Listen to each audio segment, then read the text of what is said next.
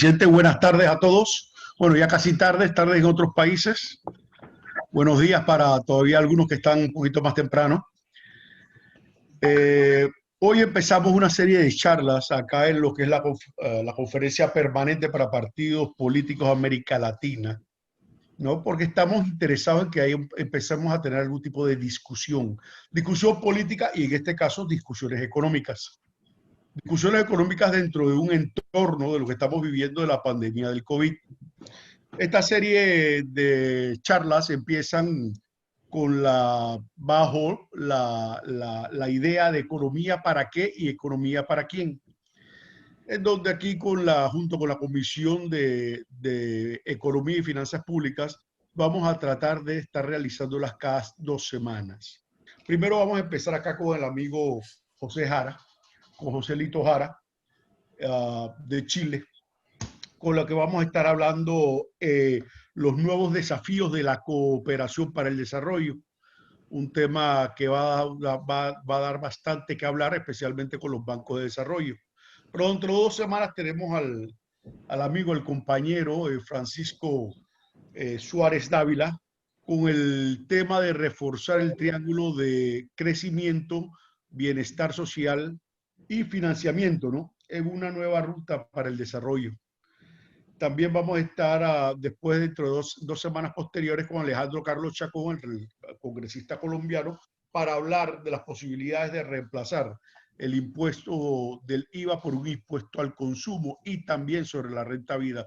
Como verán, son diversos tópicos, diversos temas, y que lo interesante va a ser que creemos la discusión, podamos conversar, podamos discutir, podamos debatir y ver cómo podemos llevar algunas ideas, recoger un plan marco para ver qué podemos nosotros ofertarles pues, a nuestros partidos políticos para que, dicho sea de paso, lo oferten a sus electorados.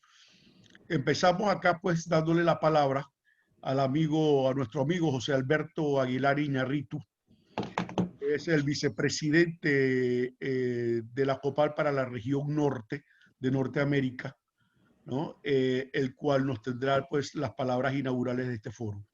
José Alberto, la palabra es tuya. Muchas gracias, querido Juan Carlos. Muy buenos días a todas las compañeras, a los compañeros que nos acompañan en este panel. Un panel que, por cierto, a mí me da mucho gusto que se realice. Desde hace tiempo en la COPAL veníamos nosotros conversando sobre la necesidad de establecer este ciclo de reflexiones que nos permitieran avanzar sobre un capítulo fundamental del quehacer de la COPAL en la generación de su nuevo discurso. Y ese es el planteamiento, como el título lo dice aquí, de economía para qué, economía para quién. La verdad que esta pregunta no es nueva, es una pregunta que reiteradamente nos hemos hecho a lo largo de muchos años. Claro, las fuerzas que consideramos que esto no es un asunto que solamente se define por el mercado, sino que necesita un planteamiento donde reconozca a la actividad económica como una actividad humana fundamental, que no acepta aquello de sociedades de mercado, sino que considera que las sociedades las hay con mercado y también con Estado. La pandemia, entre otras cosas, volvió a poner sobre la mesa de debates esta discusión. Cuando nosotros hemos visto en todos los planos el fracaso de un modelo que minimizó profundamente los aspectos de salud, entre otras cuestiones, para no hablar de todas las derivadas relativas al bienestar de la población. Nosotros hemos dicho en la COPAL que no estamos por un mercado libertino ni por una sociedad estatizada. Queremos nosotros encontrar ese equilibrio que nos permita compartir un desarrollo, un crecimiento, una mayor capacidad de generación de riquezas, pero que sobre todo tenga como misión fundamental distribuirlas bien y distribuirlas para fortalecer la igualdad como elemento fundamental para que la libertad tenga también un sentido. Por eso economía para qué y economía para quién. Esto nos va a llevar a discusiones muy profundas. Desde luego las que están en boga sobre la renta básica, la renta vida, se le dice en algunos lados, pero también un planteamiento que tiene que ver con el asunto fiscal, cómo hay que financiar estas cuestiones. Y en general a una discusión sobre qué tipo de macroeconomía se necesita para establecer un modelo sostenible que considere a la persona y al medio ambiente como el centro de los objetivos de ese desarrollo. Hoy tenemos la primera plática a cargo de nuestro amigo José Jara, que me parece muy sugerente, donde él nos va a platicar su visión de una recopilación que ha venido haciendo sobre las mejores prácticas que él encuentra en América Latina y cómo con estas se puede generar un planteamiento común que respetando las diferencias, respetando la diversidad de todos nuestros partidos miembros en cada país, puede tener puntos interesantes para ser aplicados de una manera u otra en las tareas que tenemos por delante. Los asistentes no me han venido a escuchar a mí, sino a escuchar a José Jara, así que yo les dejo un cordial saludo y le pido a nuestro moderador, Juan Carlos, que dé la palabra al que venimos a escuchar. Muchas gracias, buenos días.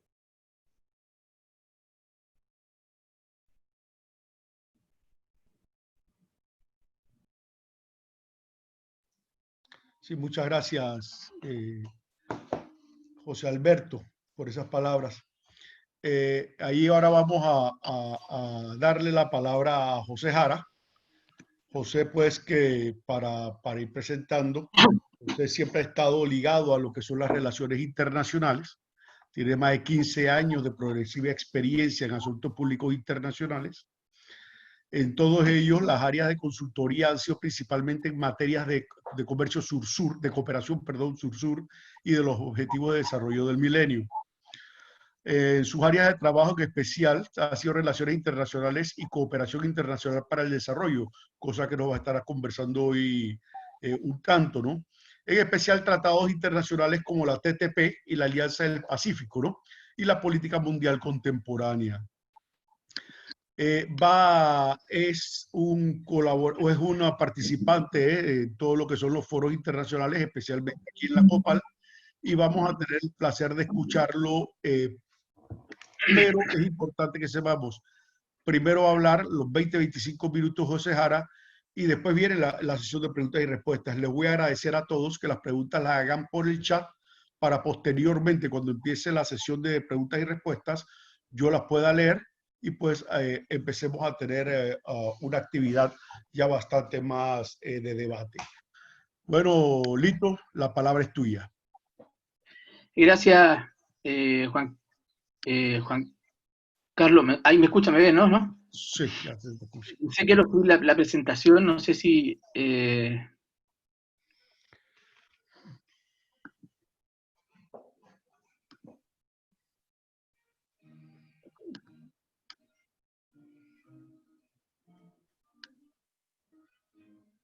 ¿Alguien la subió por mí? No, pero ahí la estoy viendo.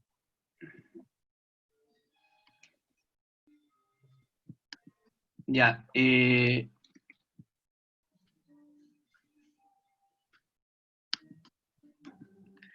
Entonces, ¿alguien la va a manejar? Disculpan, para empezar... Sofi, ¿eso lo manejan allá o lo maneja el mismo Joselito?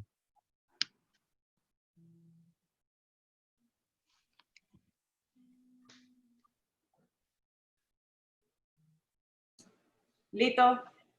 ¿Sí? ¿Sí me escuchas? Si tú me das la dirección, yo te voy pasando las láminas. ¿Qué dirección? Perdón. O sea, tú me vas diciendo cuándo la voy cambiando. Ah, ya.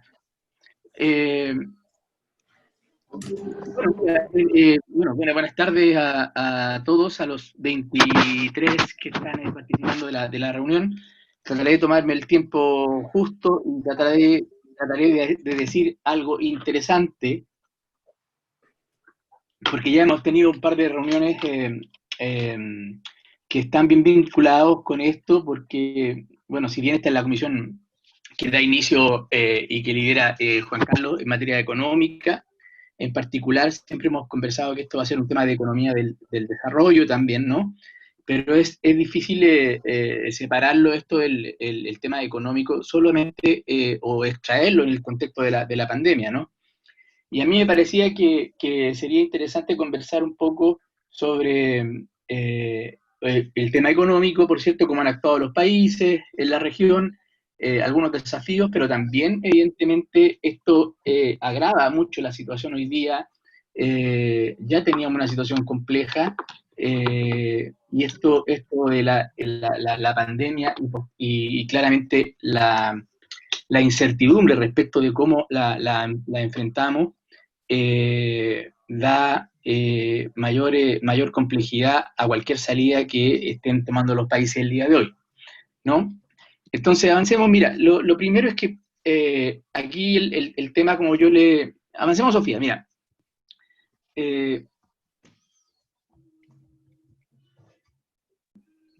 ¿Por qué dijimos que este era, qué economía y de qué características, ¿no? ¿Y por qué multilateral y progresista y por qué de largo plazo? Porque no estamos discutiendo cualquier parte, no estamos discutiendo desde Copal, ¿no? Que es una institución de partidos progresistas, socialdemócratas, laboristas, de izquierda, socialistas, ¿cierto? Eh, y, y nosotros en la región tenemos un problema, o sea, tenemos varios problemas, pero uno principalmente que es la crisis del multilateralismo. Eh, la crisis del multilateralismo no es nueva, ¿no? Sino que yo creo que empieza después después de la configuración del mundo o del mundo bipolar, cuando entramos en un mundo multipolar ya en este siglo. Básicamente las organizaciones y los organismos multilaterales de la región han sufrido una baja participación de los países miembros, primero que nada, y segundo, una baja legitimidad de parte de ellas. Entonces, como decimos acá, a diferencia de Europa, que de esta crisis no salimos solos, sino que salimos juntos, aquí se dice, y esto lo he repetido algunas veces ya, es que aquí tenemos que salir juntos, pero no solo dentro de los países, sino que también dentro de la comunidad de América Latina y el Caribe. En Europa, cuando dicen salimos juntos dentro de cada país, pero también dentro de una comunidad como Unión Europea. Lo cito como ejemplo, pero puede ser que nosotros tenemos que construir y fortalecer ese multilateralismo, porque la cooperación entre los países hay experiencias muy positivas en algunos, distintas materias que puedo anunciar más adelante, pero solos de esta crisis no salimos, ¿no? Segundo, progresista, porque nosotros en general actuamos y tenemos que actuar en base a principios, y cuando hay más incertidumbre todavía, y cuando no tenemos claro el proyecto político y el proyecto de cómo resolver una crisis que todavía ni siquiera sabemos, en mi opinión, si estamos en el inicio, en la crisis, en la emergencia o en la recuperación, tenemos que volver a los principios. De hecho, ya hay gente que habla de la pospandemia, yo no sé, esa gente mucho más iluminada que yo, porque yo con bastante más modestia puedo hablar de lo que estamos viviendo, pero de hablar de la pospandemia ya y de ese escenario, imaginárselo, puede ser materia de otra discusión más larga, ¿no? Entonces, progresista, porque nosotros tenemos que lo que queremos es una globalización justa. Hasta este momento no lo ha sido, ciertamente porque el comercio mundial, todavía las reglas del juego no están del todo claras y hay asimetrías en esa relación. Segundo, porque como la comunidad global hoy día, y nosotros somos parte y hemos impulsado eso, es que básicamente, así como después de la posguerra, el primer acuerdo global de posguerra fue la Declaración Universal de Derechos Humanos. Hoy día, ¿cierto? La Agenda de Desarrollo Sostenible 2030, donde hay 17 objetivos que engloban, y todos ustedes la conocen, ¿no? Y algunos de los gobernantes de Europa, pero también algunos progresistas de la región, la han puesto en el centro de su gestión de gobierno, como algunos países, como lo hacía el Frente Amplio antes, nosotros en Chile, pero Panamá hoy día también yo lo he visto muy activo en esa línea, y así por lo menos, o los partidos, pero también las organizaciones como COPAL y otras, creo que ese conjunto de objetivos que está ahí son derechos fundamentales en distintas áreas que van desde el medio ambiente hasta la última, que nos interesa a nosotros hoy día, que es el Objetivo de Desarrollo Sustentable 17, que es Alianzas Globales para el Desarrollo. Y ese objetivo se incluyó después del 2015. Antes del 2015 no había un objetivo de desarrollo que fuera lo que se denominara Alianzas Globales para el Desarrollo o Alianzas para el Desarrollo, ¿no? Eran menos objetivos, ¿no? Y se incluyó este objetivo porque con el debate entre el 2014 y el 2016 de que la comunidad regional y global no podía avanzar al desarrollo juntos sin dejar a nadie atrás, como dicen, si no éramos parte de ciertas alianzas y de cooperación mutua y conjunta para poder avanzar a ello.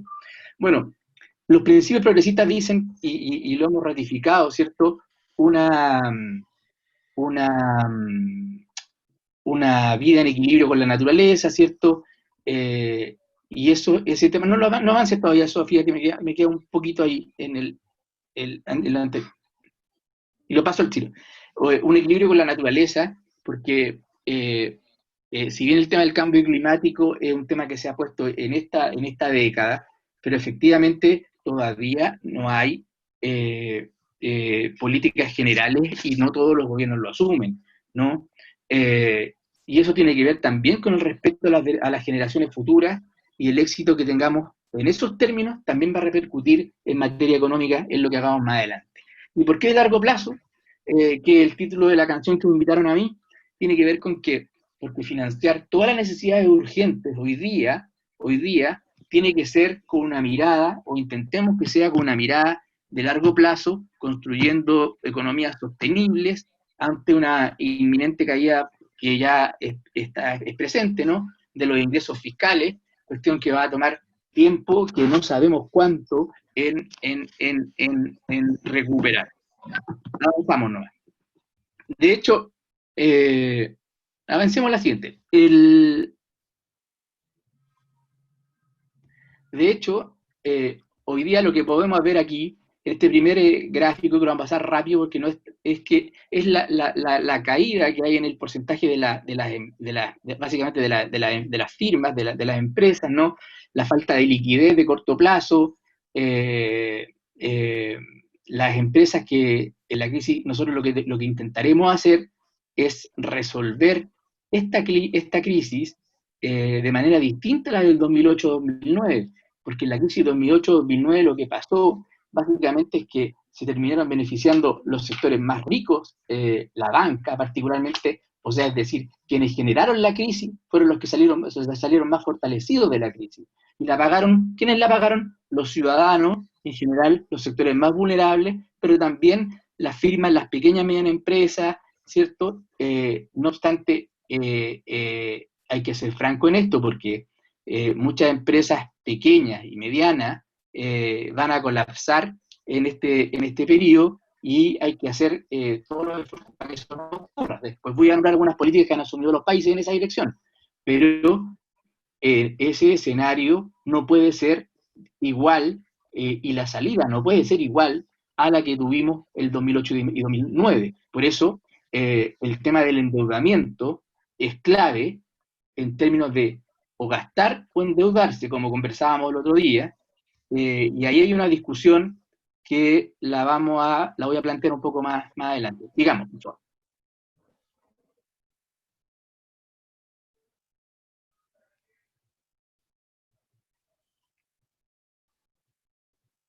Bueno, ahí está el impacto, ¿cierto?, que tiene que ver la falta de liquidez de corto plazo con la deuda,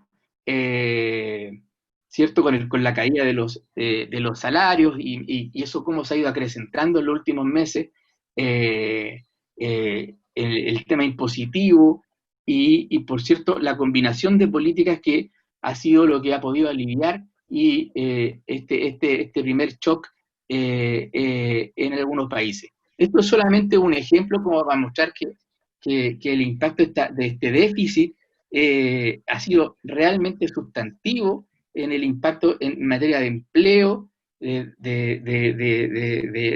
salario y, por favor, de la moratoria de la deuda, que hoy día es importante, que es muy importante, que por eso la necesidad y la urgencia de políticas focalizadas y universales, básicamente en la región, porque, por ejemplo, países como Chile, el 75% de la población está endeudada y ya con deudas de arrastre. Entonces, no solo necesita medidas de corto plazo para resolver esos problemas, sino que también para resolver los problemas de la falta de empleo y también otras políticas de más largo plazo para poder resolver, ¿cierto? Y estabilizar sus condiciones en el tiempo. Avancemos, Sofía. Dale, una más. Bueno, hay distintos tipos de modelos de asociación para el desarrollo, ¿no?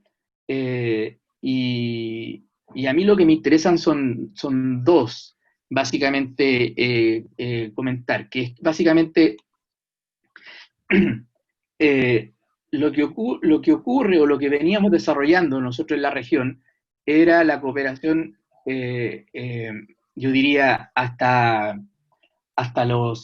el principio de la década pasada, la cooperación norte-sur, es decir, los países ricos cooperaban con los pobres y los pobres éramos nosotros del sur.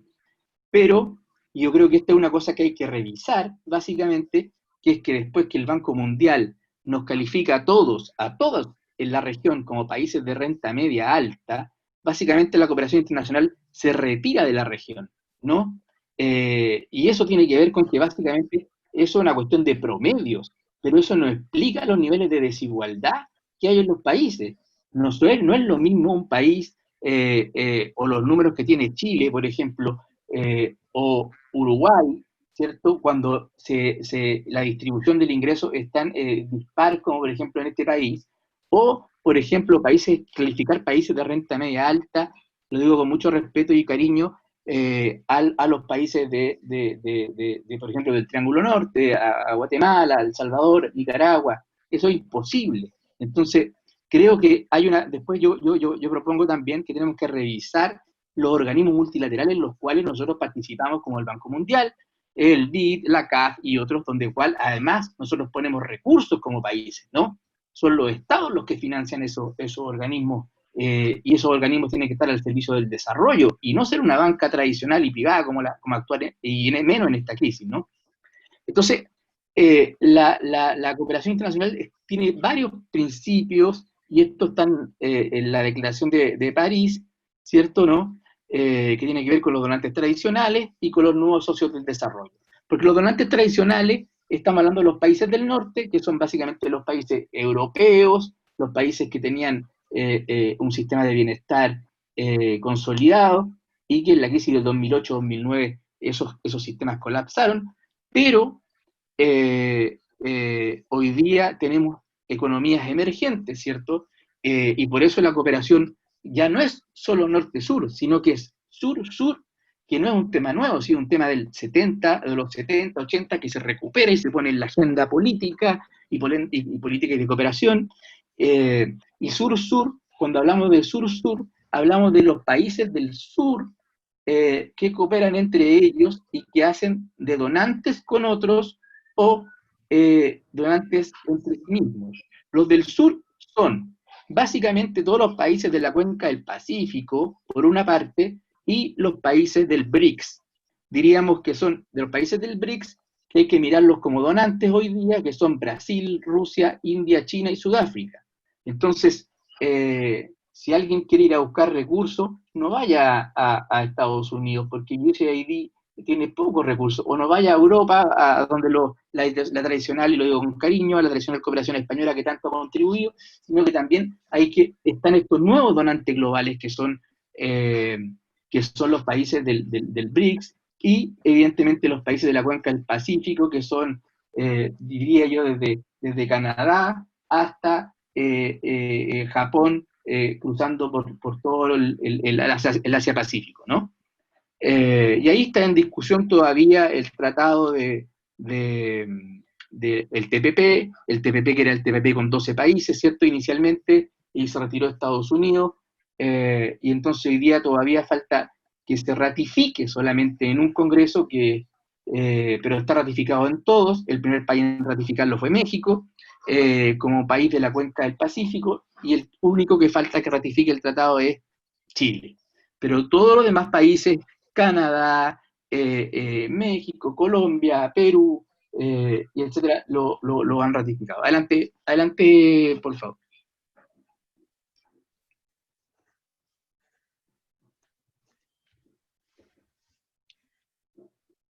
Dale una más.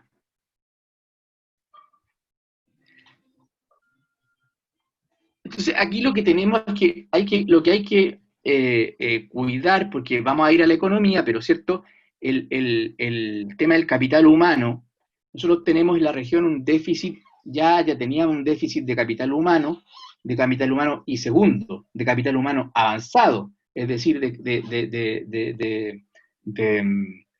profesionales y técnicos pero básicamente profesionales en nivel de educación superior, que requiere la región que se oriente a invertir más en ella en términos de investigación, porque solo la investigación y el desarrollo es la que puede transformar nuestro comercio solo de commodities a investigación y darle mayor valor agregado. Pero no solo mayor valor agregado, sino que también nosotros podemos resolver nuestros propios problemas, porque hoy día el mismo tema de la vacuna, por ejemplo, es un tema que nosotros estamos buscando respuestas fuera de la región, pero nosotros si hubiéramos anticipado una crisis como esta, era difícil, por cierto, pero si anticipamos una crisis como esta u otras, ¿no?, que hay en materia sanitaria, con la investigación tecnológica en la cual nosotros tenemos que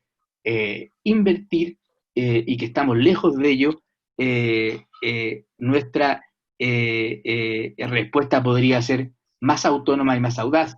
Ahora, si uno ve este cuadro, lo que está ocurriendo hoy día es que las tasas de deserción de la educación son cada día más altas y se proyectan de aquí al 2050 que va a haber una caída sustantiva, y entonces nosotros tenemos que recuperar a esos jóvenes y no tan jóvenes para que vuelvan a la educación, porque nosotros necesitamos tener capital humano formado, pero también capital humano técnico, pero también capital humano avanzado, para que nuestra industria, los países que surgieron y resolvieron mejor la crisis del 2008-2009, fueron los que tenían industria propia y fortalecieron su industria propia, como Alemania en particular, pero también los países que tenían capital humano avanzado, donde tenían recursos humanos para poder transformar sus industrias, sus pequeñas y medianas industrias y sus grandes empresas en empresas que fueran innovadoras y que le dieran valor agregado a sus productos,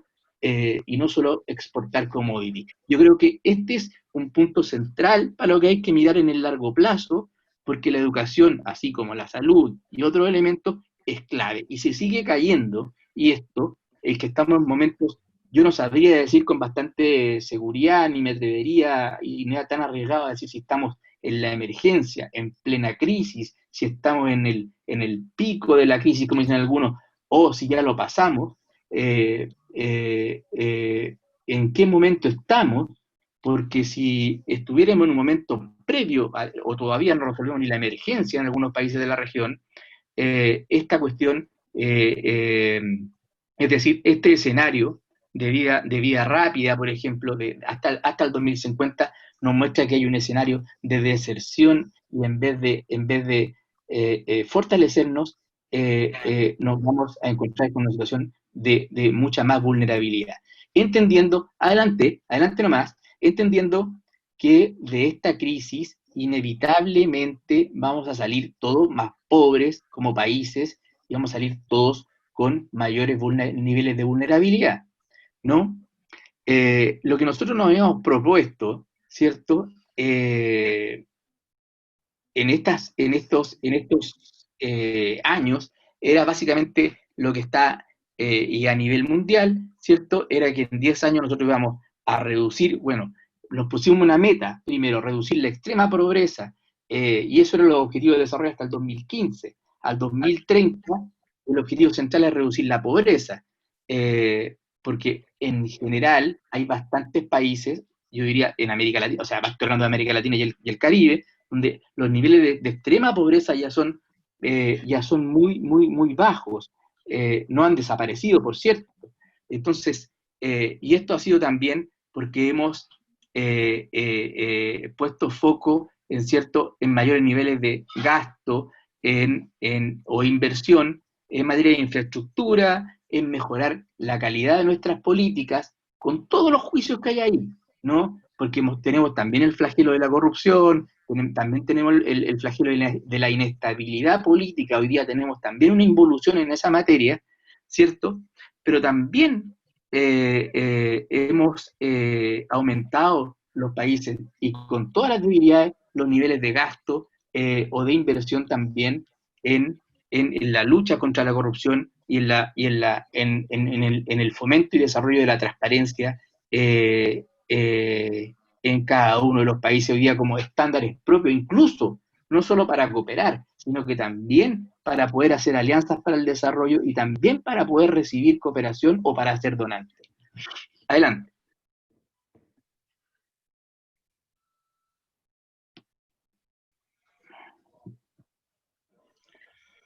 Yo quiero decir que una visión para acelerar la transformación y llegar a los objetivos del 2020 en esta crisis, que como sabemos se inició de manera sanitaria,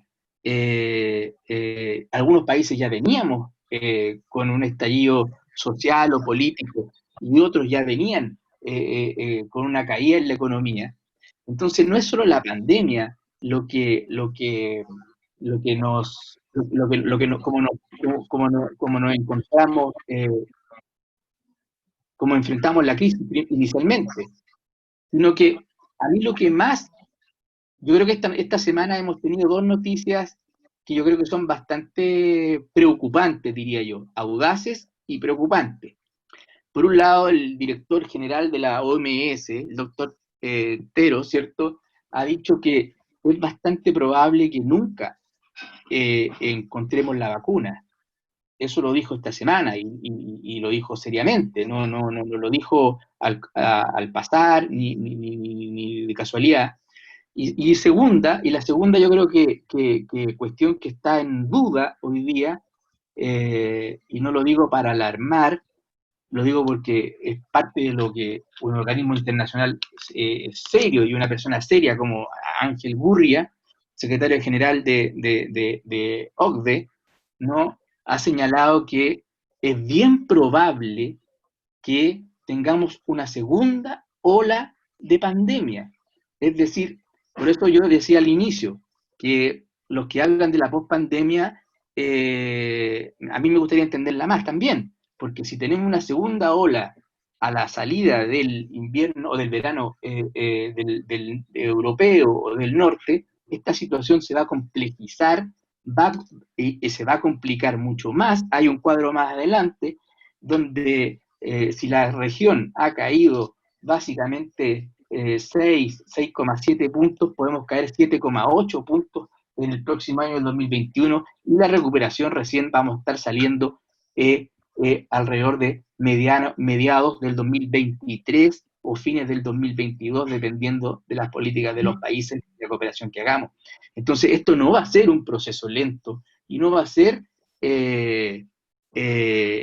cuando los gobiernos plantean que ya estamos listos para la nueva normalidad. La nueva normalidad puede que sea en crisis, o puede que esa nueva normalidad sea de largo plazo. Y para ello, en mi opinión, tenemos que transformar esta crisis, y no es por ser ciútico, ¿no?, decir lugares comunes, en una oportunidad, y esa oportunidad es la que significa que cooperando, transformándonos en una alianza global, regional o subregional, podemos, y en función de objetivos y tareas, y en función de valores, podemos avanzar para afrontar mejor esta crisis que, así como se ha manifestado esta semana, y no semanas muy previas, esta semana, si es que estos dos factores que no estaban presentes antes, está puesta en duda de que exista una vacuna, y está puesta en duda de que también no sea solo una ola de pandemia y de crisis, sino que existe una segunda después del verano europeo, hace que la situación nos requiera que estemos mucho más juntos, más unidos y mucho más trabajando sistemáticamente en organizar una economía para el desarrollo sustentable en esta aldea global. Adelante, por favor. Bueno, adelante nomás porque ahí está bueno, y las prioridades, ¿cierto? Son sanitarias, pero también para poder resolver lo económico, como conversábamos en otras conferencias previas, para resolver el tema económico necesitamos una población con salud, no solo física, sino que también con salud mental, con políticas de salud mental, porque hay países y gran parte de los países donde ya el confinamiento alcanza más de 150 días, 160 días, 4 o 5 meses, y eso está afectando no solo la salud física de las personas, los contagios, la muerte, los niveles de lo que mostró la profesora los días atrás y la representante del PNUD de la región en materia sanitaria, sino que también en la salud mental, que además, como ustedes bien saben, tiene efectos en la productividad, y la caída de la productividad es no solo que las personas vuelvan a trabajar y trabajen el conjunto de horas que se requiere y en las condiciones propias, ¿no? Sino que también en este nuevo sistema de teletrabajo, y esta situación afecta la falta de políticas o las políticas precarias en materia de salud mental, hacen que la productividad decaiga, pero también hemos visto, y hay que decirlo con mucha claridad, y como progresistas más aún, que los aumentos de los niveles de violencia de género, intrafamiliar, en niños, en niñas y en adultos mayores, ha sido exponencialmente creciente en estos últimos meses de crisis, ¿no? Y de pandemia. Adelante. Entonces, eran tres prioridades que yo planteé ahí: el tema sanitario, ¿cierto? El tema económico sustentable y por cierto, el tema de fortalecimiento de todas las capacidades institucionales las cuales nosotros tenemos que tener para poder enfrentar esta crisis, ¿no? Por eso, dentro de las políticas previas a lo económico, yo diría que promover, aquí hay algunas que yo rescato, que son el promover, por ejemplo, políticas de propiedad intelectual que se orienten a facilitar el acceso universal y equitativo. Ahí hay un trabajo que es muy relevante de lo que hizo la Comisión de Salud o Sanitaria de la COPAL, donde se propuso liberar las patentes no solo de los medicamentos, sino que también de los insumos y parte importante de la industria farmacéutica y de la industria, yo diría, de medicamentos, para que los países pudieran producir sus propios respiradores, pero también sus propios medicamentos, porque vamos a llegar a un punto donde no solo va a ser escaso, no solo van a haber pocos, sino que además cada país podría producir esos medicamentos de manera genérica, pero también esos artefacto, instrumental, y eso es posible. Hay países, no quiero decir el caso de Estados Unidos, pero Estados Unidos, por ejemplo, el presidente Trump está ocupando el decreto de Corea, donde le pidió, ¿cierto?, a Chrysler y a Chrysler, a Ford, a General Electric, a Boeing, que dejaran, perdón, a Chrysler, que dejaran de producir vehículos prácticamente y se dedicaran a la producción de ventiladores, ¿no? En la industria local también en algunos países eso se está realizando, básicamente en alianza entre las universidades, entre la gran industria, y diría yo, pero lo que falta es que todos los tratados internacionales y básicamente todos los acuerdos comerciales tienen cláusulas de liberación de la patente.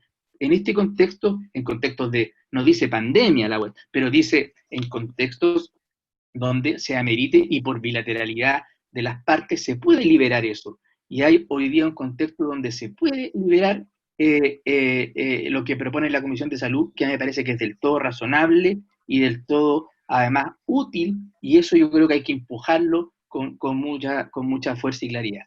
Bueno, después entendemos que la prioridad es salvar la vida de las personas. Yo creo que eso requiere una acción multilateral porque efectivamente algunos países van a tener vacunas. Hay un esfuerzo muy grande a nivel global porque exista la vacuna, independientemente de lo que dice la OMS. Hay un esfuerzo importante por obtener la vacuna, y algún día vamos a tener que estar todos vacunados porque va a ser como el pasaporte mundial, para poder movernos en un mundo global.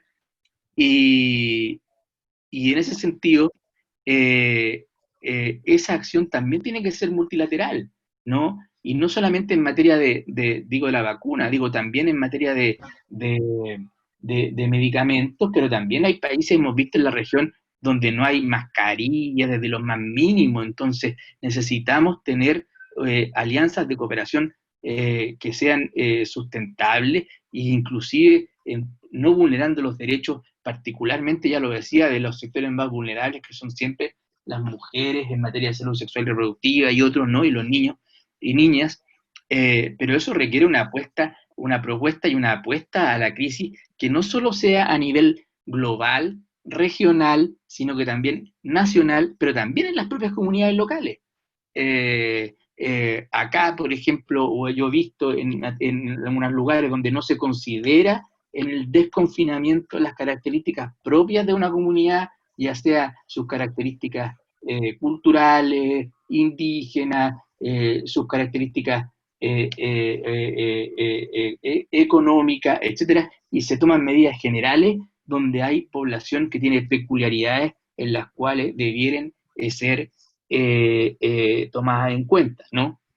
En ese sentido, yo rescato y los invito a que miren con detención el plan de desconfinamiento del Uruguay, que yo creo que ha sido particularmente no desconfinamiento, sino que tenemos cuarentena, pero el plan de retorno a clases, a escolares, que ha sido gradual, que fue un plan planificado, que fue un plan concordado entre el gobierno y la oposición, y también, si alguien está ahí del Uruguay que me corrige posteriormente, pero también los gremios lo aceptaron y empezaron las clases el 1 de junio, y partieron de lo rural a lo urbano, y hubo una acción estratégica y el país, y vemos como Uruguay, por ejemplo, hoy día puede ser en ese ámbito una materia o una acción que multilateralmente se puede mirar y puede ser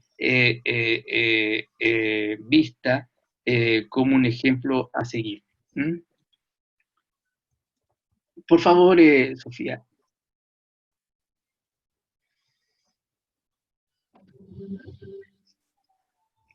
Mire, sí, no, yo creo que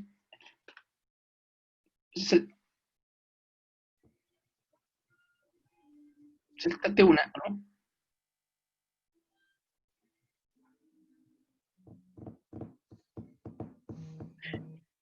Ahí. también nosotros tenemos que reforzar todo lo que tiene que ver con, dijimos, el multilateralismo, y el multilateralismo, las instituciones multilaterales no solo son los bancos de desarrollo, sino que después de posguerra, ¿cierto? En el siglo corto, que es el siglo XX, las Naciones Unidas, ¿cierto? Que su objetivo no es llevar a la gente al cielo, sino, como decía Dag Hammarskjöld, sacarla del infierno, por lo menos, ¿no? Y en ese sentido, solo podemos pedirle lo que podemos pedirle, y en ese sentido, la acción multilateral es lo que puede desarrollar la Organización Mundial de la Salud y la OPS. Yo creo que todos debiéramos ponernos detrás de ellos y fortalecer. Lo que ha hecho Estados Unidos es muy lamentable y yo diría es condenable, y como diría el presidente y compañero, el presidente de Portugal, o primer ministro de Portugal, es miserable, ¿no? Al restarse de la Organización Mundial de Salud, de UNESCO, de UNICEF y de otros organismos de Naciones Unidas, ¿no? Que son hoy día, cada día más necesarios en esta crisis. Por eso creo que los temas, ya teníamos problemas con la escasez hídrica y con la crisis del agua, y hay que fortalecer y políticas que estén orientadas también, porque todo esto va a repercutir también en la salida económica, ¿no? En el agua de saneamiento, en la alimentación universal, que requiere de políticas de políticas universales, en materia de infancia y en materia de tecnología de la información, dado que probablemente los que estamos todavía confinados por meses, vamos a salir probablemente en algunos días, pero probablemente, o existe la posibilidad cierta de que podamos volver a ser reconfinados nuevamente en un mediano plazo, ojalá no lo sea, pero es una... Adelante.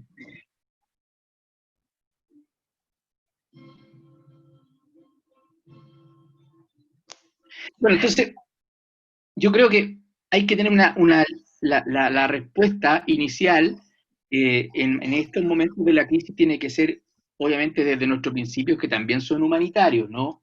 Y de una acción humanitaria conjunta. El total de los principios del cumplimiento de los principios humanitarios, no me voy a referir a todos ellos, pero ustedes los conocen mejor que yo. Y aquí hay un plan global de Naciones Unidas, y hay que apoyarlo como organización, tenemos que apoyarlo con la mayor fuerza posible, ¿no? Así como OCHA y la Organización de Migrantes, y la organización más grande del mundo en materia de voluntariado, que es la Cruz Roja Internacional y Media Luna Roja. Aquí estaba leyendo un mensaje, perdón. La organización más grande del mundo en materia de voluntariado y que levanta más recursos en materia de cooperación es la Cruz Roja Internacional y Media Luna Roja. Hemos visto como en países, para no ser autorreferente en el caso de Chile, ¿no? Pero en países como Ecuador y otros países, y varios países de la región, la Cruz Roja está a cargo de los bancos de sangre, por ejemplo. En otro caso, en otros países está a cargo de la formación técnico-profesional en la área de formación de salud, ¿no? Y esas son las sociedades nacionales de la Cruz Roja. La Cruz Roja mueve 90 millones de dólares semestrales en cooperación para América Latina desde Suecia, ¿no? Se propusieron la semana antepasada levantar 7 millones de euros y lograron 22 en una semana. Tienen buques de portaaviones en el Caribe, a veces también circundando Colombia y las afueras donde se acompañó el proceso de paz. Entonces, el movimiento de la Cruz Roja, yo creo que hay que valorarlo en cada país también, en la medida. Nosotros en Chile estamos muy agradecidos de ellos porque el año 2010, para el terremoto, para el desastre natural el terremoto, uno de los terremotos más grandes que hemos tenido, llegaron 24 sociedades nacionales de la Cruz Roja a apoyar al país, desde la sociedad de la Cruz Roja de Japón hasta, bueno, la de Suecia, obviamente, los españoles y un conjunto de otras latinoamericanas, y eso le pasa a muchos donde a veces es imperceptible el trabajo, pero esta organización es sumamente relevante al momento de movilizar recursos a nivel global y el momento de hacer alianzas para el desarrollo con ellos, porque ellos saben y tienen claro cuál es la emergencia, la crisis y la recuperación, las distintas etapas de cada una de ellas, ¿no? Por favor, avancemos.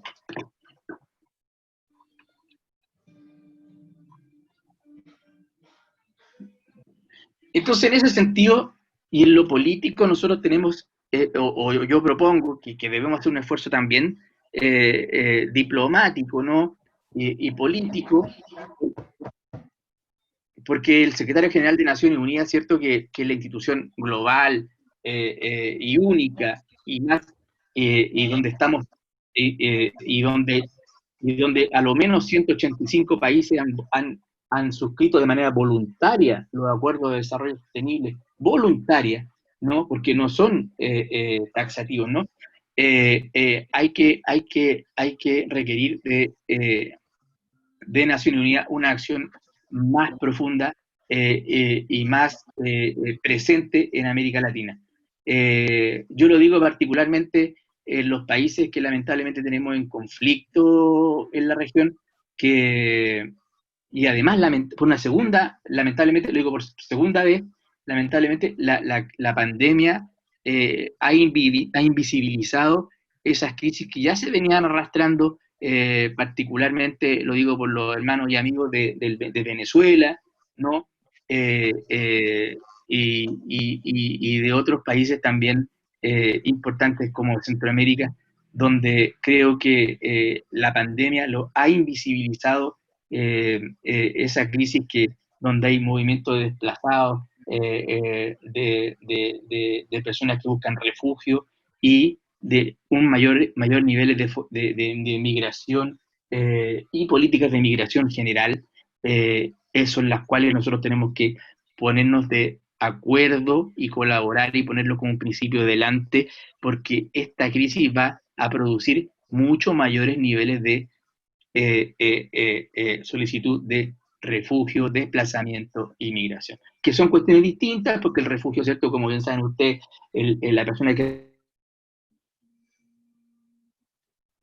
es refugiada adquiere los mismos caracteres de ciudadano del país donde está, y los migrantes en general de sus países en busca de oportunidades, pero no necesariamente son o van a tener los mismos derechos, porque en algunos casos no tienen ningún derecho y en algunos casos sus derechos son más mínimos, son vulnerados en los países. Avancemos una más. Entonces, yo creo que lo que para una acción integral, lo que nos falta, o sea, también tenemos que contemplar una respuesta humanitaria de actores no gubernamentales. Hay muchos actores no gubernamentales que son importantes, nombramos uno la Cruz Roja, pero en países donde tienen sociedades civiles fuertes, que no es el caso de la chilena en particular, las ONG, la sociedad civil, cumple un rol relevante. Y en ese sentido creo también yo que cuando hay crisis de la política y legitimidad de la política y de los partidos, el buscar alianzas con la sociedad civil, en algunos casos la hay, con sindicatos, por cierto, con gremios, pero ahí también se puede canalizar un conjunto de recursos técnicos, financieros y profesionales para poder avanzar en esta crisis, ¿no? Yo creo que hay que apoyar, y lo digo ahí, tenemos que apoyar con fuerza todo lo que sea tecnología de información, y no solo a nivel escolar, como uno lo piensa de primera manera, ¿no? Sino que también en muchas personas que hoy día se requiere, por ejemplo, de que la gente no salga a la calle, que no salga en algunos lugares. Hay países donde ya se ha avanzado en que la licencia médica electrónica, por ejemplo, se puede obtener de la casa, el bono para poder ir al médico también se puede obtener desde el domicilio, el seguro de desempleo también se puede obtener desde el domicilio, ¿cierto? Hay un conjunto de tecnologías que pueden y están disponibles en algunos países para poder evitar que las personas salgan y se aglomeren, y esa tecnología está disponible, y esa tecnología puede ser utilizada y puede ser parte de la cooperación entre países y entre países de la región. Eso no hay que ir a buscarlo a Europa, ni a Estados Unidos, ni a Asia, ¿no? Esa tecnología está disponible para que la gente no se no salga innecesariamente, sobre todo los adultos mayores, que también hay que formarlos para que puedan ocupar para que puedan retirar sus fondos, para que puedan, inclusive telemedicina y ese tipo de cuestiones. Ya hay en la región mucho avance en eso y en la Comisión Médica lo han discutido, y yo creo que ese elemento también es un elemento de cooperación que me parece que es, y que tiene que ver con el fortalecimiento de las capacidades técnicas y etcétera, ¿no? Yo creo que también, ya hablábamos un poco de poner a toda nuestra disposición todo el apoyo diplomático y diplomático de segunda vía. De segunda vía lo digo yo como de second track diplomacy, o sea, diplomacia segunda vía, porque muchos de los que estamos en COPAL, no todos, pero muchos, dentro de los que nos incluimos aquí en Chile, los 3 partidos progresistas, estamos en la oposición, y entonces generalmente la política formal de relaciones o bilaterales o multilaterales se hace entre gobiernos, ¿no? Entonces, esta acción de segunda vía que cobra acá y que tiene que cobrar cada día más fuerza y es un camino para fortalecernos nosotros mismos, puede ser a través de la vía humanitaria, porque somos nosotros los que tenemos que representar los valores que a nivel global el multilateralismo representa, ¿no? Y en ese sentido, creo que pedir, a diferencia de las sociedades o de los presidentes que son neoliberales, donde están esperando que la respuesta sea solo individual o el endeudamiento sea solo parcial, nosotros tenemos que generar políticas involucrarnos en el desarrollo de políticas universales, ¿cierto? Para todos los ciudadanos y ciudadanas del país, de los países y de la región, para el personal sanitario con primera prioridad, ¿cierto? Pero esto requiere un liderazgo conjunto y una acción conjunta donde también deben estar los partidos y nuestros partidos principalmente.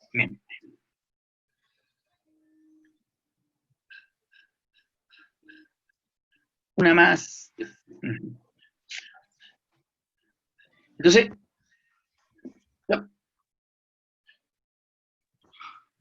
ya. Ahí yo digo que debemos fortalecer los actores locales, ¿cierto? Como lo decía, poniendo la Agenda 2030 en el centro de lo que está ahí. La Agenda Global de Desarrollo. Y yo creo que debemos movilizar a la sociedad civil en un contexto de, esto no es fácil, hay que ser bien imaginativo, cómo movilizar una sociedad civil en contextos de cuarentena en algunos países, ¿no? Pero y tenemos que ser bien ingeniosos desde la política para poder generar esa relación entre estudiantes, pequeñas empresas, sindicatos, ¿no? Porque si no, la gran industria, que en no todos los casos es generosa con los países, por cierto, por decir una ironía, va a ser generosa y va a ser parte de la colaboración para resolver la pandemia en materia sanitaria, pero también después en la respuesta a la crisis, ¿no? Entonces, esa alianza y ese fortalecimiento de esa acción, lo conversábamos, de empresas, y no solo pymes, no obstante la pyme es la que en todos los países genera mayor cantidad de empleo, 60, 80% de nivel de empleo, la fortaleza de la gran empresa, de muchas de ellas, es que tiene capacidad de resistir más y tiene capacidad, por otro lado, de innovar.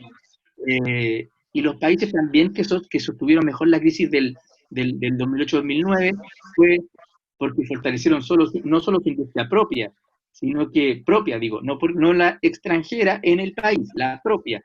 Y propia, pero también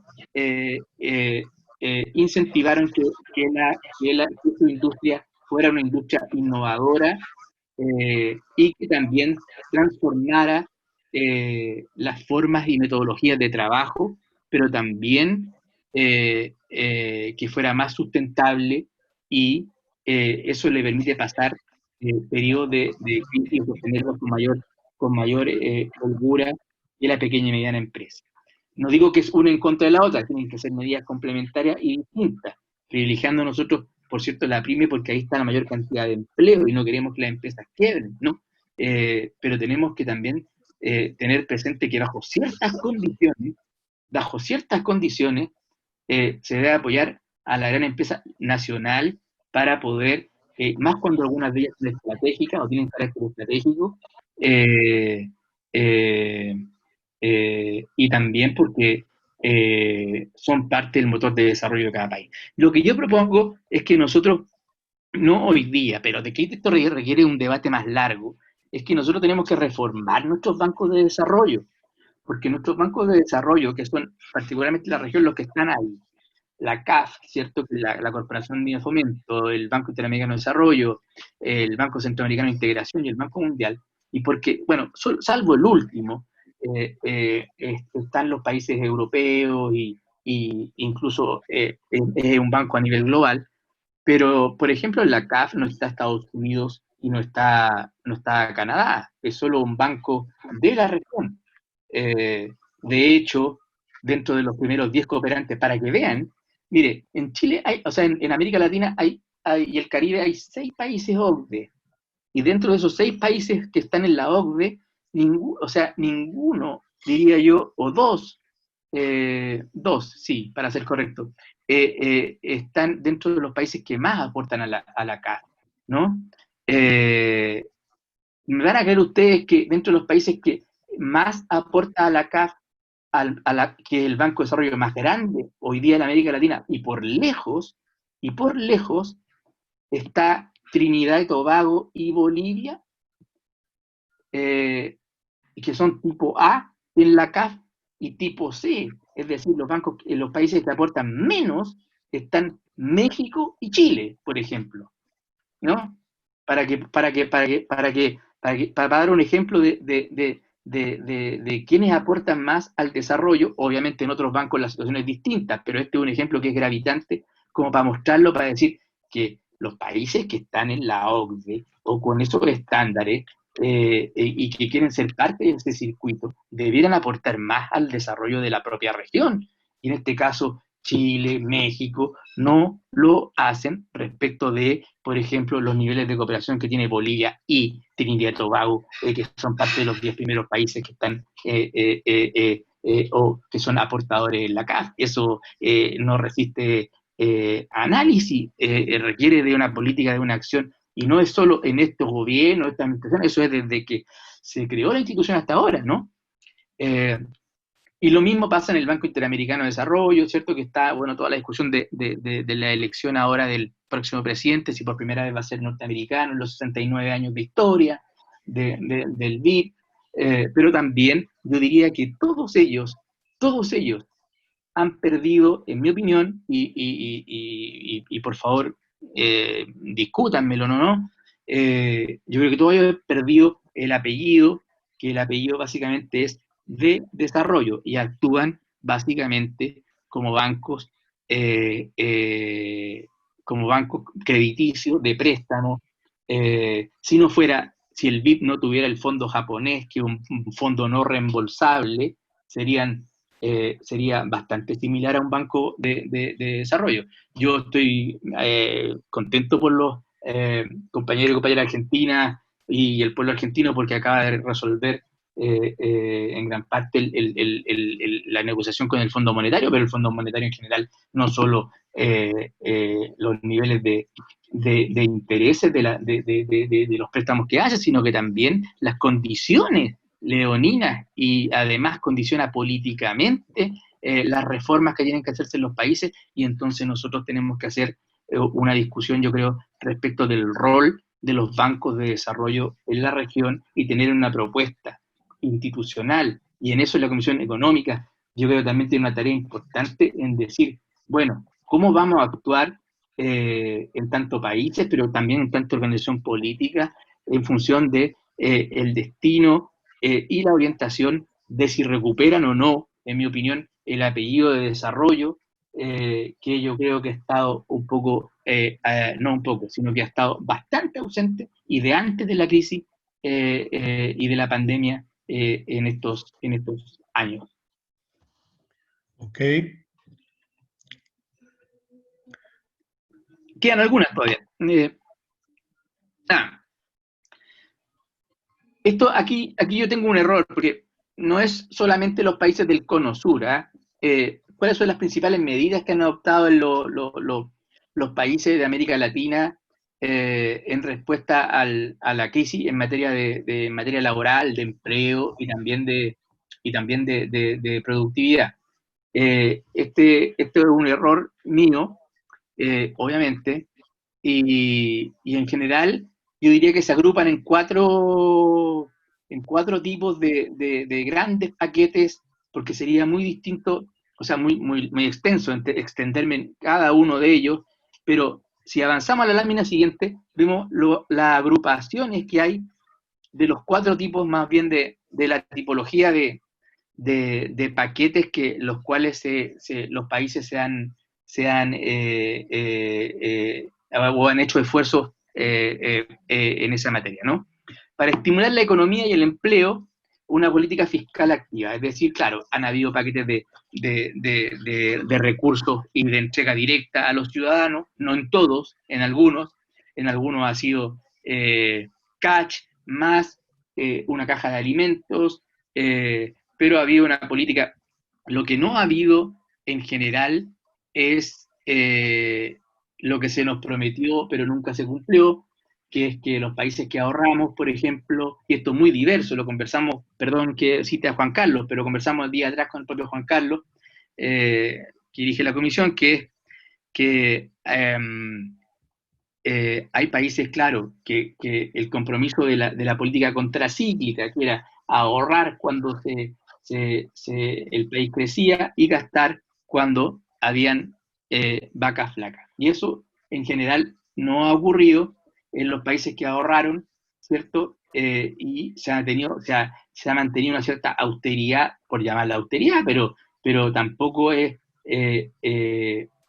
sido austeridad cuando en un momento de crisis es necesario flexibilizar no solo la política monetaria, ¿no? Sino que también la fiscal, la monetaria para estabilizar, ¿cierto? La economía, pero la fiscal se requiere una política de acción mucho más activa. De hecho, en gran parte de los países, y el mío también, toda la política fiscal de ayuda a la comunidad ha sido tardía, y eso la reconocen, hasta el presidente lo reconoció el otro día, que no reconoce nada, lo reconoció públicamente en el discurso al país, pero eso también yo creo que difiere mucho de la región, porque hay países que pueden ahorrar, y ahorraron, y pueden endeudarse y gastar, o hay otros países que solamente pueden endeudarse, ¿cierto? Y hay otros países que ni siquiera pueden endeudarse y solo tienen condiciones para poder recibir créditos recursos no reembolsables, porque en algunas economías, por ejemplo las de Centroamérica, Nicaragua, Salvador, Guatemala, gran parte de su economía se mueve en función de las remesas, ¿no? Y esta situación, y remesas muchas que vienen de Estados Unidos también, entonces, como Estados Unidos también es uno de los países más azotados por la crisis, también su economía doméstica también se ve afectada. Entonces, no es todo igual, no es una política general en la región, pero los países han actuado en materia de estímulo del empleo, ¿cierto? Con una política fiscal activa, o más o menos activa en general, lo que activa el comercio local, lo que activa la economía doméstica, ¿cierto? Y con políticas monetarias flexibles, es decir, bajando o no la tasa de interés, y dependiendo, claro, cada país, dependiendo en cómo se define la política monetaria. En algunos países se define, ¿cierto?, en función del precio del petróleo, en otros en función del precio del cobre, en función de la inflación, en función de los ahorros y del PIB potencial, pero eso ha sido flexible y ha sido bien utilizado. Yo creo que hay más acuerdos en los bancos centrales que en los ministros de finanzas. Ahora, yo entiendo que Panamá no tiene banco central, ¿no? Nos podrá contar el compañero Juan Carlos más adelante, pero que eso para mí fue una gran sorpresa si es que es así, y no lo leí mal, ¿no? Bueno, apoyar a las empresas, los empleos y los ingresos. Aquí lo que estamos planteando es políticas universales, básicamente, otra palabra, ¿no? Porque no es el momento de políticas focalizadas, sobre todo en materia de entrega de recursos, o en materia de alimentos, o en materia de vacunas, o en materia de fortalecimiento de la mediana y pequeña empresa.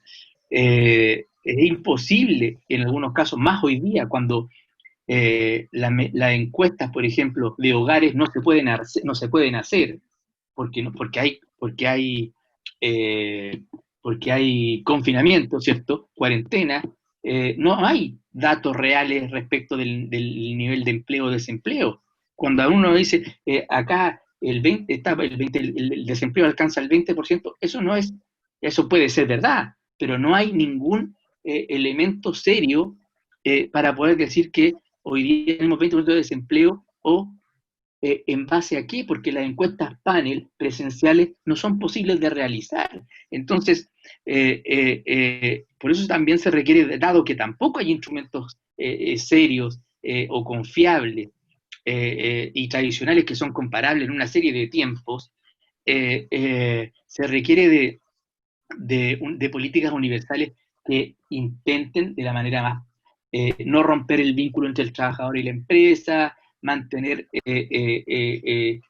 recursos del Estado para poder sostener a las familias, donde la mayoría de los países que son de la región son vulnerables, quiere decir que eso es distinto a ser pobres. Vulnerables tiene que ver con que cuando un miembro de la familia queda desempleado, la familia completa cae, en algunos casos, bajo la línea de la pobreza. Entonces, los niveles de vulnerabilidad son tan altos, sobre el 60% en la región, que esta crisis, evidentemente, nos va a dejar a todos más pobres si no hay políticas universales activas y audaces y agresivas en esa dirección.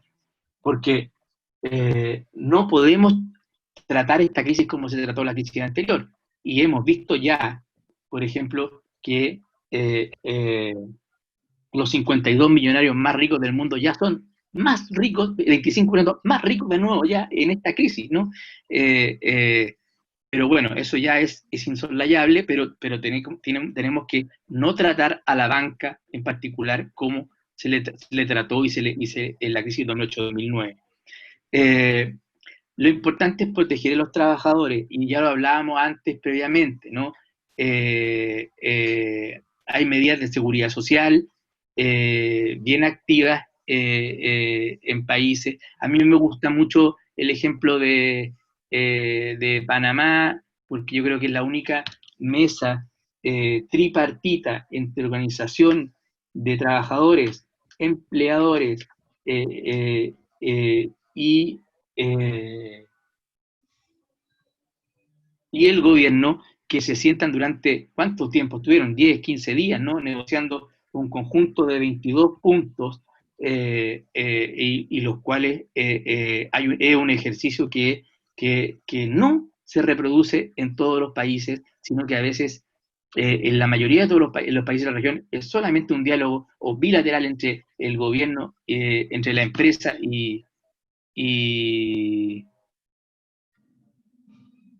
perdón, estaba leyendo un aviso, entre en los países que somos menos sindicalizados, solamente un gobierno, un acuerdo entre trabajadores y empresarios, y siempre, claro, los trabajadores son los que tienen el lado de la asimetría con mayor debilidad, y estas medidas de este ejemplo de Panamá, así como cité el de Uruguay previamente, ¿no? A mí me parece que es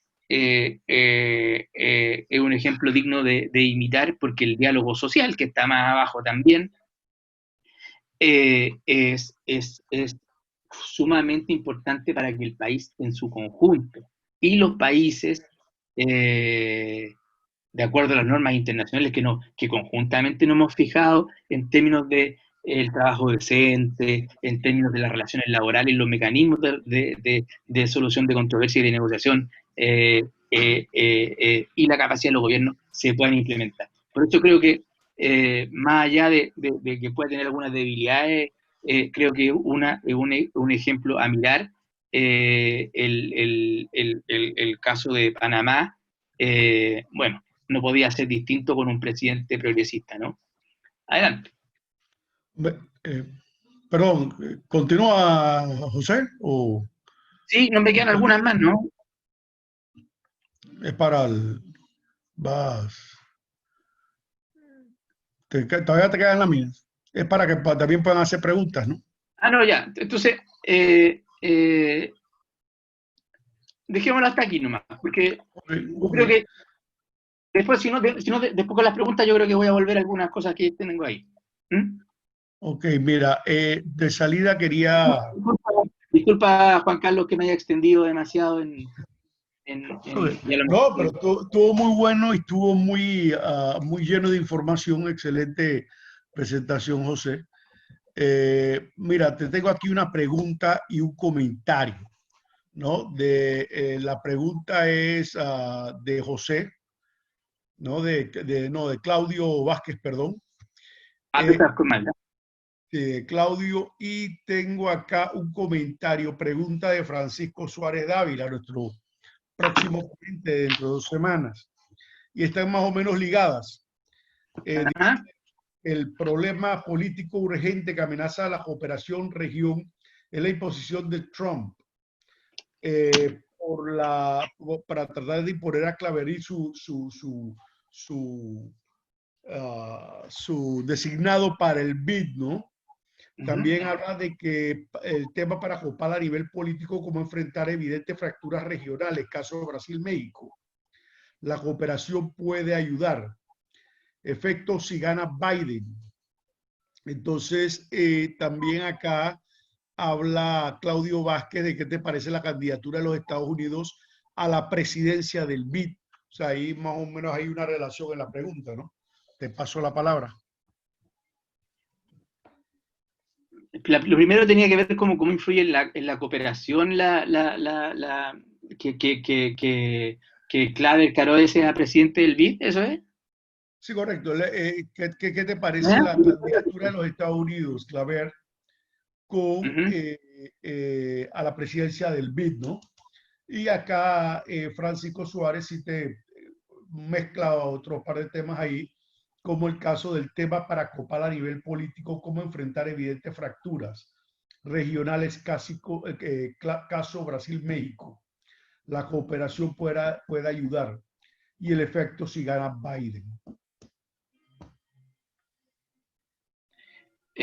Voy a decir cosas que a lo mejor no a todos les van a gustar yo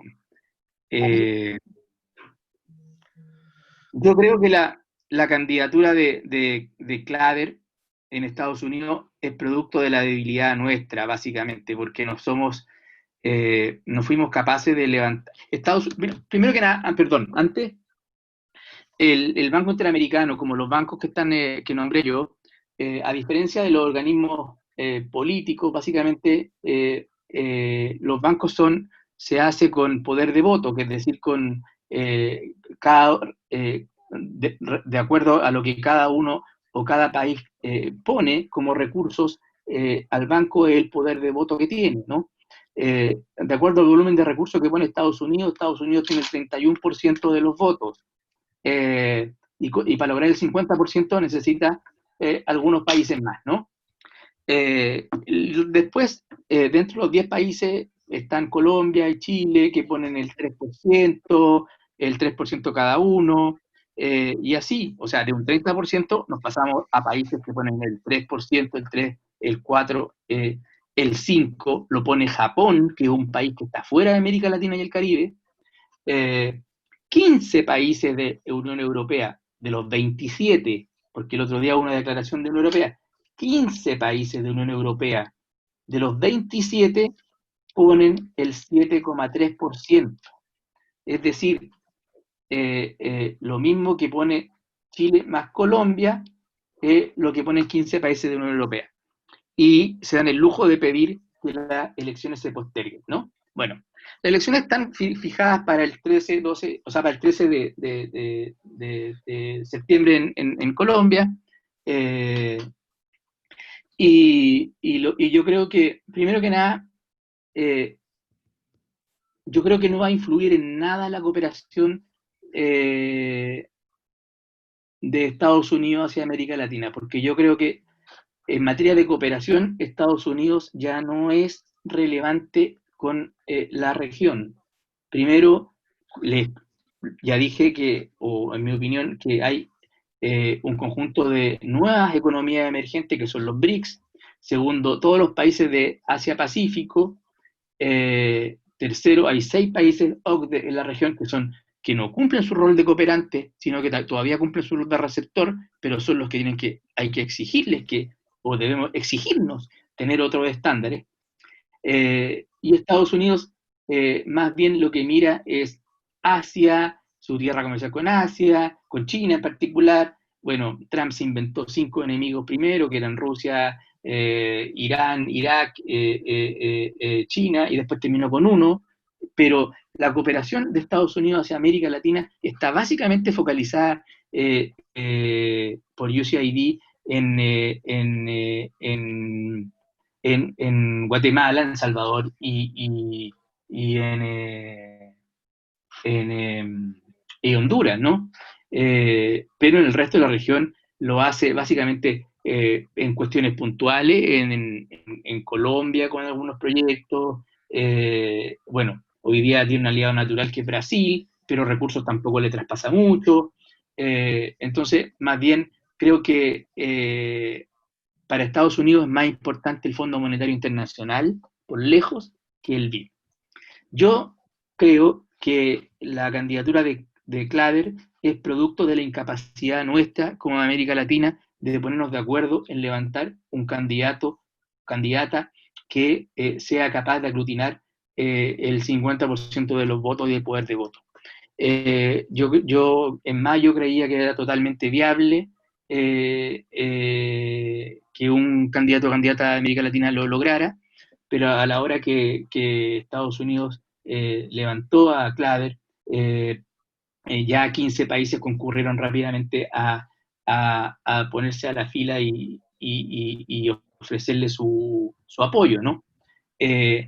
Segundo, Claver es el único candidato que ha mostrado un proyecto para la región y para el banco, ningún otro. Y en eso debo ser franco. Tercero, yo creo que nosotros debemos hacer una autocrítica adicional, porque en 69 años desde del Banco de Desarrollo, del BID, han habido 4 presidentes. O sea, es decir, que cada presidente ha estado 15 años a lo menos, 15 o 18 años otros. Eso es propio del siglo XX, ya en el siglo XXI eso es imposible. Entonces, cuando dice varios expresidentes, que por lo demás, varios expresidentes que hablan no tienen ningún voto, porque los votos votan los gobiernos, no los expresidentes, y más encima de oposición, cuando dicen que hay que respetar las reglas no escritas, como lo que planteó Eisenhower, que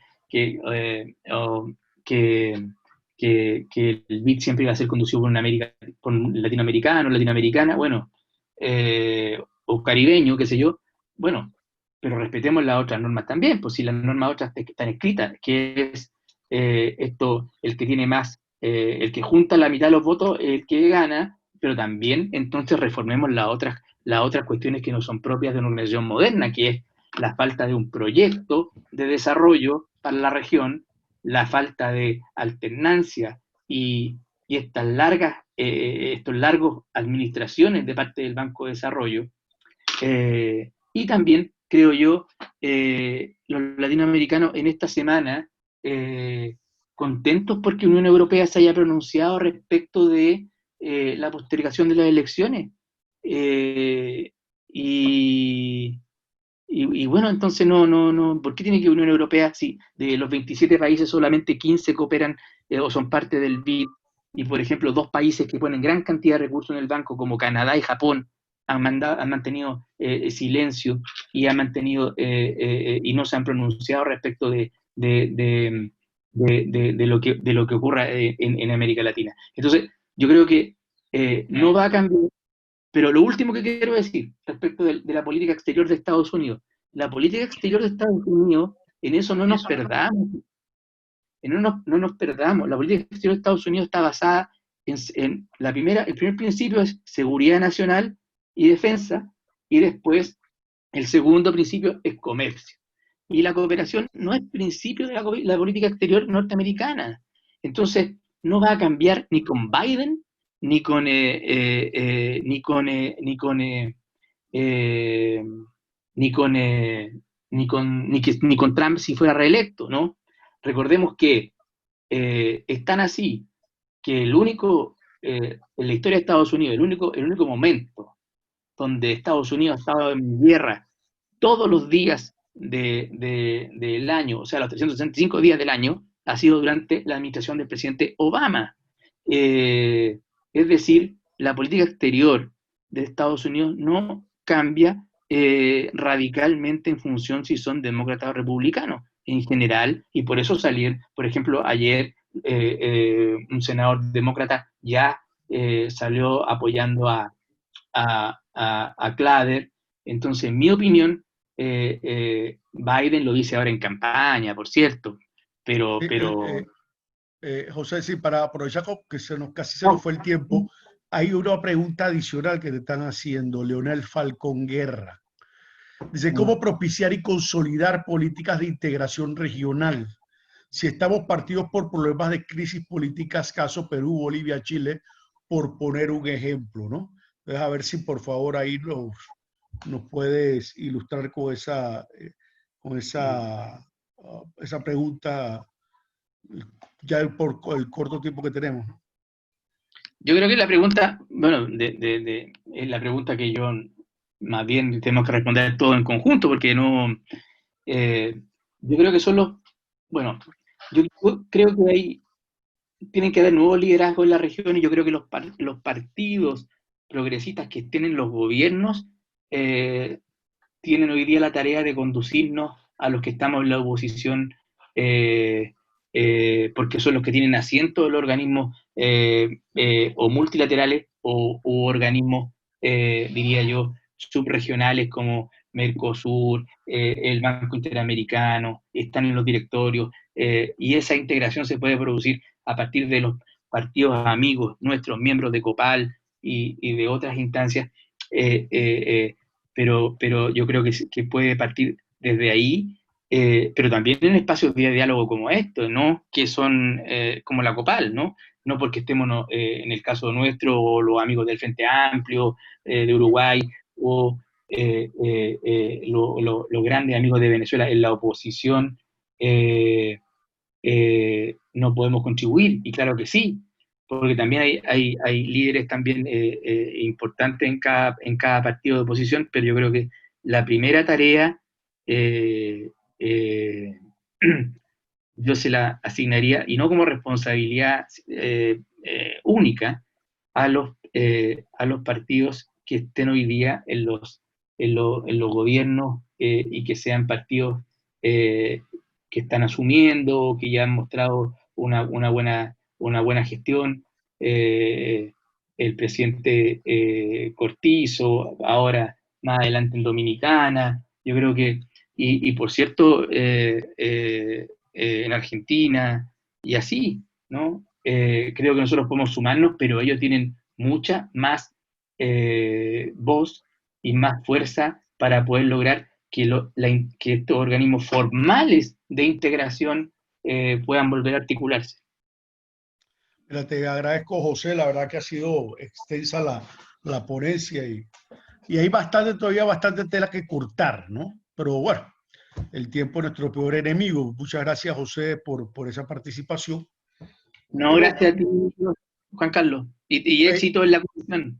muchas gracias. Ahí hay varios panelistas que están pidiendo que les envíes la ponencia, José. No, la tiene ahí Sofía, ya la pueden distribuir. Ok, para enviarla, Sofía, vamos a agradecer para que se le envíe a los participantes. Mira, por último, antes de despedirme, nada más deseo que estemos claros de la visión de esta comisión. Esta comisión es para que tengamos este tipo de debates, este tipo de conversatorios, charlas, ¿no? Mucho más ahora que estamos en una coyuntura muy especial, una coyuntura que en el mundo no la habíamos vivido, especialmente con lo cercanos que estamos todos, con una economía como está realmente globalizada en todo el mundo. Lo que le pasa a un país le está afectando al otro, ¿no? Entonces yo creo que hay bastante que tenemos que discutir para ver cómo vamos a reactivar la economía de nuestros países. ¿Qué podemos proponer? Es importante proponer que sean cuestiones pragmáticas, que podamos llevarlo y hacer un gran plan marco, una propuesta marco, porque evidentemente cada país tiene su realidad, para que nuestros partidos políticos de la COPAL también tengan algo con qué trabajar y poder proponerle a sus propios electorados. Bueno, no me queda más que decirles que muchas gracias por la atención. Dentro de 2 semanas tenemos la participación del compañero Francisco Suárez Dávila, pues que va a estar hablando sobre cómo reforzar el triángulo entre lo que es el crecimiento, el bienestar social y el financiamiento. Creo que es el miércoles 19, creo que es Sofía, ¿no? Se le estará haciendo llegar de todas formas a sus emails el contacto, pues el link de la conferencia. Sin más, hombre, muchas gracias. Sí, es miércoles, Juan Carlos. ¿Perdón? Sí, es miércoles. Miércoles, ok, miércoles 19. Bueno, hasta luego y que tengan buena tarde todos. Igualmente, Gracias. muchas gracias. Felicidades, José. No, gracias a ustedes por invitarme a hablar algunas cosas y no aburrirlos. Hasta luego, Juan Carlos. Hasta luego. No aburrirlos tanto. Hasta luego. Hasta luego.